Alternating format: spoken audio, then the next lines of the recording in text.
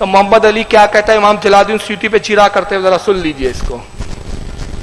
بہرحال سیوطی صاحب نے بھی اس میں بڑی زیادتیاں کی، وہ کتاب کے اندر انہوں نے جو جھوٹی روایتیں اکٹھی کی، کیونکہ اس فن میں وہ بڑے ماسٹر تھے اس قسم کی روایات لکھنے میں، تو سیوطی صاحب نے اس کتاب کے اندر لکھا کہ آپ صلی اللہ علیہ وسلم نے اپنے ماں باپ کی وفات کے بعد ان کو قبر سے زندہ کیا اور پھر کلمہ پڑھایا دوبارہ، بولے اعوذ باللہ تعالی۔ تو آپ مجھے بتائیں، اگر کوئی مرنے کے بعد زندہ کر کے اس طریقے سے فرضی طریقے سے کلمہ بھی کسی کو پڑھایا جائے تو کلمہ تو کسی کام کا نہیں ہے اگر وہ کفر پر مرا ہے تو۔ سورۃ الانبیاء کی آیت نمبر 95 ہے کہ حرام ہے اس بستی کے لیے کہ ہم جسے موت دے دیں کہ وہ قیامت سے پہلے وہ واپس آ جائے، مرا ہوا شخص تو کبھی دنیا میں آ نہیں سکتا۔ تو اب اس قسم کے واقعات، اور پھر مجھے سخت افسوس اس وقت ہوا جب میں نے حافظ ابن کثیر کو سورۃ التوبہ کی آیت نمبر 113 سے 116 کے دوران تفسیر ابن کثیر میں، ابن کثیر المتوفا 774 ہجری، انہوں نے بھی یہ روایتیں نقل کی، اور امام طحاوی المتوفا 321 ہجری اور امام قرطبی المتوفا 668 ہجری، ان کے حوالے سے یہ کہا کہ آپ تو ماں باپ کی بات کرتے ہیں، حضور نے تو ابو طالب کو بھی دوبارہ زندہ کر کے کلمہ پڑھایا تھا۔ اور حافظ ابن کثیر کہتے ہیں کہ ان روایتوں کی اگر صحت کو صحیح بھی مان لیا جائے تو کوئی مسئلہ نہیں ہے۔ مسئلہ کیوں نہیں ہے؟ تو قرآن کے خلاف چلی جائیں گی سورۃ الانبیاء آیت نمبر 95۔ یہ تو روایتیں ثابت ہی نہیں ہیں، بالکل جھوٹی روایتیں ہیں۔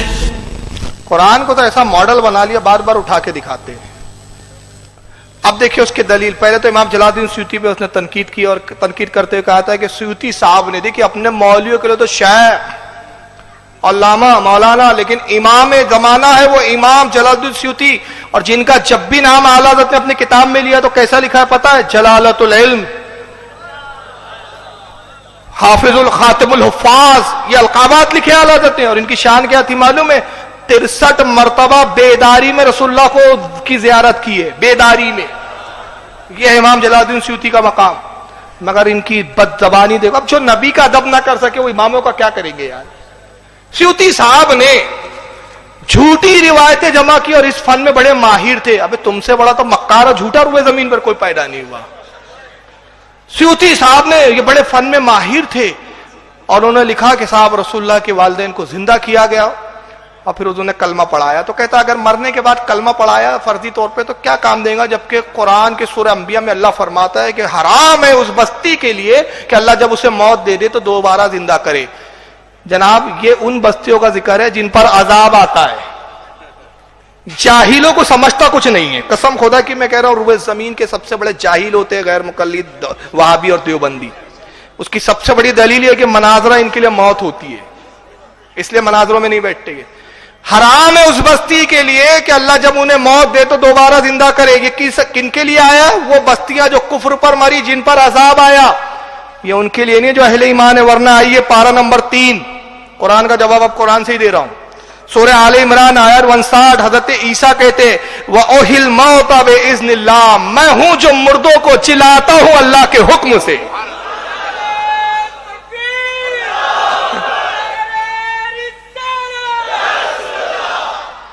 جب زندہ ہوا تو مرنے کے بعد آیا کہ نہیں آیا دوبارہ؟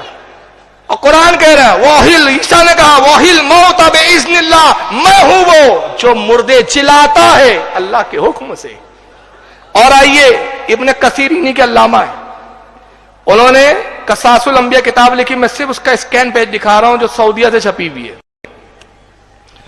بڑی لمبی چوڑی روایت ہے، اور اس کتاب کی خاص بتا دوں، ایک آتی ہے قصاص الانبیاء جو غیر معتبر ہے، اردو زبان میں جو ملتی ہے عموماً، یہ معتبر نہیں ہے، یاد کر لیجئے۔ قصاص الانبیاء اس پہ مصنف کا نام بھی عجیب و غریب ہے، بعض نسخوں میں تو نام بھی نہیں ہے، لیکن یہ جو قصاص الانبیاء سعودیہ نے چھاپا ہے، اور یہ ابن کثیر کی ہے، حافظ ابن کثیر کی، اس کے مقدمہ میں وہ لکھتے ہیں کہ میں نے اس میں جتنی روایتیں لکھی سب صحیح روایتیں لکھی، ایک بھی ضعیف روایت نہیں لکھی، ایک بھی ضعیف نہیں ہے۔ کہتے میں نے لکھا اس لیے کہ لوگوں نے انبیاء کے واقعات میں غلو کیا اور جھوٹے قصے کہانی گڑھ دیے، تو میں نے چاہا کہ ان کے جواب میں ایک صحیح حدیثوں پر مشتمل انبیاء کے حالات پر کتاب لکھوں، تو میں نے اس میں جتنی روایتیں لائی سب صحیح، ایک بھی ضعیف نہیں لائی۔ اب قصاص الانبیاء میں انہوں نے کیا لکھا یہ دیکھیے، اس کا صفحہ نمبر 101 ہے، یہ پورا اسکین پیج ہے۔ وہ کہتے ہیں کہ عیسیٰ علیہ السلام اپنے حواریوں کے ساتھ ہے، اور فرماتے لوگ اے میرے حواریوں آؤ میں تمہیں بتاؤں کہ نوح علیہ السلام کی کشتی کیسے تھی۔ तूफान कैसे आया, तूफान नूह का जिक्र कर रहे हैं, तूफान ऐसे आया, कश्ती में इतने लोग सवार थे, ये थे। हवारी सुन रहे बड़े दिलचस्पी से, तो बाद हवारी कहते हैं ईसा आप तो तूफान नूह के वक्त मौजूद नहीं थे, आपको यह खबर किसने दी? कहा ये मुझे जिब्रील ने बताया।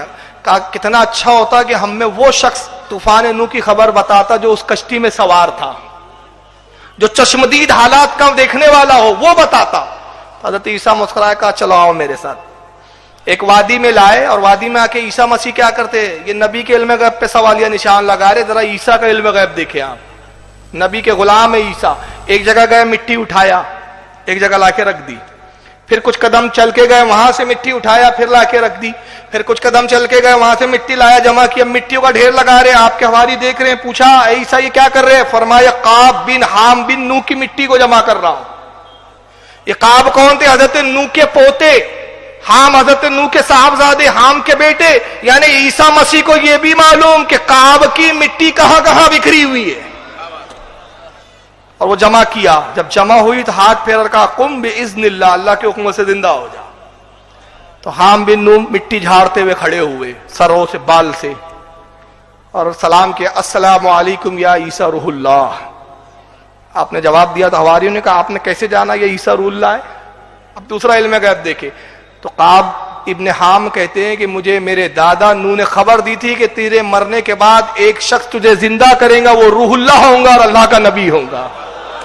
ये जिंदा करने का काम नबी के अलावा कोई नहीं कर सकता, ये नबी है, मैं जान गया। कहा ईसा आपने क्यों जिंदा किया? कहा ये मेरे हवारी, जरा बताओ कश्ती का क्या मामला था सब, जरा बताओ इनको।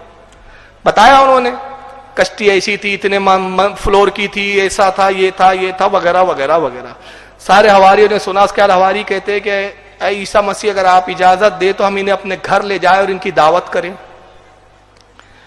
इनकी दावत करें। तो हज़रत ईसा ने कहा कि इन्हें दावत की जरूरत नहीं, इसलिए कि ये जन्नत की नेमतों से सरफराज हो रहे हैं, अब दुनिया के खानों की इनको हाजत नहीं है। और उसके बाद कहा है काब अब काम खत्म हो गया, अब आप दोबारा जिस हालत में थे वैसी हालत में चले जाइए। तो कहा ईसा एक वादा कीजिए कि जब पहली मर्तबा मौत आई थी उसकी तकलीफ अब तक मैं महसूस कर रहा हूं, अब अगर मुझे अब मौत आए, अब मुझे दोबारा उस हालत में लौटाया जाए तो वो तकलीफ ना हो। तो हजरत ईसा ने कहा मैं वादा करता हूं, और फरमाया मुंह तू मर जाओ। वो मिट्टी का ढेर फिर हो गए। यानी ईसा का ये भी इख्तियार बताया कि वो चाहे तो मौत की सख्ती को भी खत्म फरमा दे, ये नबी का इख्तियार। ये इब्ने कसीर ने लिखा, और आप कह रहे हैं जो मर जाए वो आ नहीं सकता। अच्छा चलिए भाई, अब एक ऐसी दलील दे रहा हूं, हजरत मूसा की कब्र जमीन पे है कि जन्नत में? अरे कहां है? जमीन पे है ना। बुखारी मुस्लिम, इतनी हदीस की किताबें देखेंगे आप थक जाओगे, बुखारी मुस्लिम दो काफी है। अल्लाह के नबी फरमाते मररता अला कब्री मूसा व हुवा कायम युसल्ली, शबे मेराज में मूसा की कब्र पर गया, मूसा अपनी कब्र में नमाज पढ़ रहे थे। तो मूसा दुनिया में है। अच्छा चलो, आप कहते मरने वाला आ नहीं सकता, अब एक ऐसी दलील दे दूंगा कि इसका बाप भी नहीं इनकार कर सकता। शबे मेराज सारे अंबिया नमाज पढ़ने आए थे कि नहीं आए थे? एक दो आए थे, तो दोबारा विसाल के बाद आए या नहीं आए? तो आ सकते हैं। तो ये दलील बचकानी है। अरे जब ईसा मुर्दे जिला सकते तो नबी अपने माँ बाप को जिंदा फरमा दे तो इसमें क्या ताज्जुब है?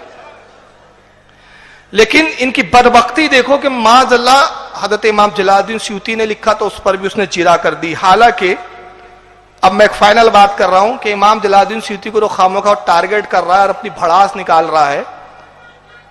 और इमाम जलालुद्दीन सयूती से ये इतना चिढ़ते, क्यों चिढ़ते मालूम है इसकी वजह? इमाम जलालुद्दीन सयूती की खासियत है कि उन्होंने इश्क के और अहले सुन्नत की तायीद में खूब हदीसों को जमा किया है जो इनके अकीदे के खिलाफ जाती है। चुनांचा देखिए वो इमाम जलालुद्दीन सयूती पर चिरा करते हुए कितना अपना गुबार निकाल रहा है। ये भी क्लिप सुनी लीजिए।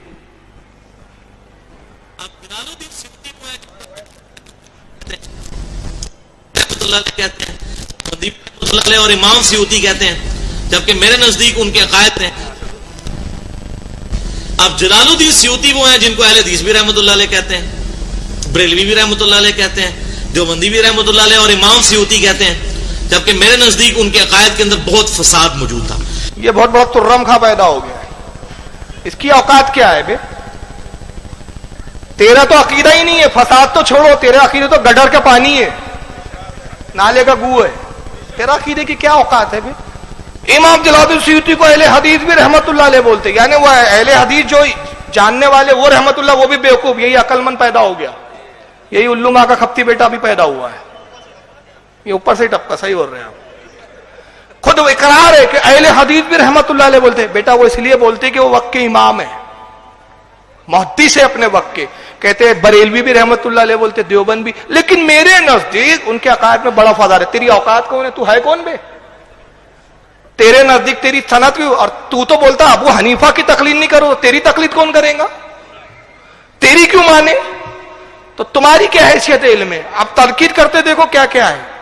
इवन ये जो शेख जिक्रिया का वाकया है कब्र से हाथ बाहर निकालने वाला, ये स्यूती ने नकल किया है। अच्छा, ये भड़ास है। मौलवी जकरिया जो है ना, फजाइल अमल जिसने लिखी, देवबंदियों का अलीम, उसने एक वाकया लिखा कि हजरत क्या नाम है उनका, शेख अहमद रफाई, वो रसूलुल्लाह के रोजे पे गए, सलाम किया तो अल्लाह के नबी का हाथ बाहर आ गया, उन्होंने दस्त बोसी की। इस पर उसको बड़ी तकलीफ हुई, हाथ कैसे आ गया? नबी तो मरकर मिट्टी में मिल गए। तो क्या अकीदा तो यही है खबीसों का। तो चूंकि उन्होंने ये वाकया लिख दिया तो अब इसको तकलीफ हो गई, कहा वो वाकया उन्होंने ही लिखा, इसलिए उनके अकीदे में फसाद है। तो यही वाकया इब्ने कसीर लिखे, अगर के काब बिन हाम बिन नू को जिंदा करे तो उनके अकीदे में क्यों नहीं है फसाद?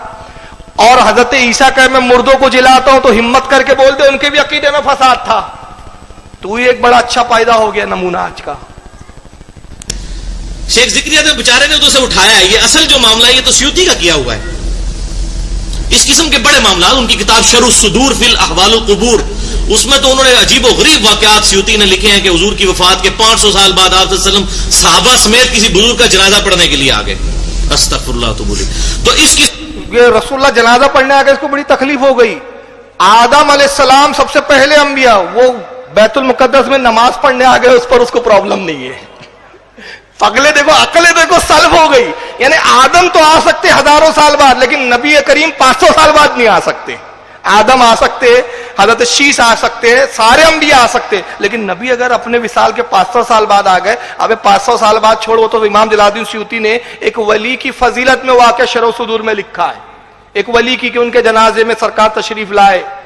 लेकिन हमारा तो अकीदा ये कि जब चाहें आप जिस मजलिस में चाहे तशरीफ लाए, इसलिए हम कहते हैं सुना है और हर आशिक के घर आप तशरीफ लाते हैं, मेरे घर में भी हो जाए चिरागा या रसूलुल्लाह सल्लल्लाहु अलैहि वसल्लम। नारे रिसालत, मसलक आला हज़रत, हमारा तो ये अकीदा है भाई। वो बड़े जो मलाइक से कहानी लिखने में इमाम सयूती अल-मुतवफ़ा 911 हिजरी होने के लिए आ गए। अस्तगफिरुल्लाह तो बोली, तो इस किस्म की वो बड़े दो मलाइक से कहानी लिखने में इमाम सयूती अल-मुतवफ़ा 911 हिजरी मशहूर है। इस तरह वो बड़े मलाई के किस्से लिखने में मशहूर है। मलाई तो वही तो, मलाई से तुमको एनर्जी है, मलाई तो सुन्नियों के लिए है ना, ये बात तो सही है। मलाई किसके लिए है? सुन्नियों के लिए, तुम्हारे लिए गटर का पानी। और चूंकि ये बरेलवी देवबंदी अहले हदीस तीनों के नजदीक शेख जुबैर अली ज़ई साहब बहरहाल उनसे ऐलान बरात करते थे, क्योंकि अकल ना हुए थे मौजे ही मौजा, अकल हुए थे सोचे ही सोचा। उनको चूंकि अकल थी, उनको पता था कि सयूती साहब ने क्या कारनामे अपनी किताबों में किए हुए हैं, तो वो ऐलान बरात करते थे। और मेरे इंटरव्यू में जब मैंने सयूती का नाम लिया, उन्होंने कहा जी छोड़ो, उनकी बात ना करो हमारे सामने, हमें किताब सुन्नत के दलाइल के ऊपर बात करो। तो जुबैर अली रीच है, अभी दिखाऊंगा मैं रीच को। रीच बाले बड़े बड़े उसके, ऐसा लगता है चांडा मेटा के जंगल से निकल के आ गया है। वो उसके उस्ताद है। कहता है वो जलालुद्दीन सयूती का उनके सामने जिक्र करो तो कहते अरे छोड़ो, हमारे सामने बात मत करो उनकी, जैसे वो बहुत बड़े तुर्रम खाते, ये आज के नमूने। अब आइए एक दूसरी जो दलील है, बहरहाल मैं अर्ज कर रहा हूं कि ये रसूलुल्लाह के वालिदैन का जिंदा किया जाना, ये सिर्फ इमाम जलालुद्दीन सयूती ने तन्हा नहीं नकल किया है कि जो सयूती के ऊपर आप ये सब भांडा फोड़ रहे हो और ये सब वबीला मचा रहे हो। इस हदीस को रिवायत करने वाले और भी इमाम है जो इमाम जलालुद्दीन सयूती से कई 100 साल पहले के भी है और मोतबर मुस्तनद इमाम है। उसमें इमाम इब्ने हजर मक्की है जिन्होंने अफजलुल क़ुरा में ये वाक़या लिखा। इमाम इब्ने शाहीन है, इन्होंने भी लिखा। हाफिज इब्ने अबू बकर खतीब बगदादी ने तारीख बगदाद में लिखा। امام سہیلی نے اس کو لکھا، امام قرطبی نے اپنی تفسیر میں لکھا جو امام جلال الدین سیوطی سے کئی سو سال پہلے کے ہے، حضرت امام محب طبری نے لکھا، ناصر الدین ابن منیر نے لکھا اور امام زرقانی نے لکھا، حالانکہ امام جلال الدین سیوطی کے بعد کے لیکن معتبر ہے، اپنے وقت کے مجدد ہے، اور ابن کثیر نے بھی اس واقعے کو لکھا۔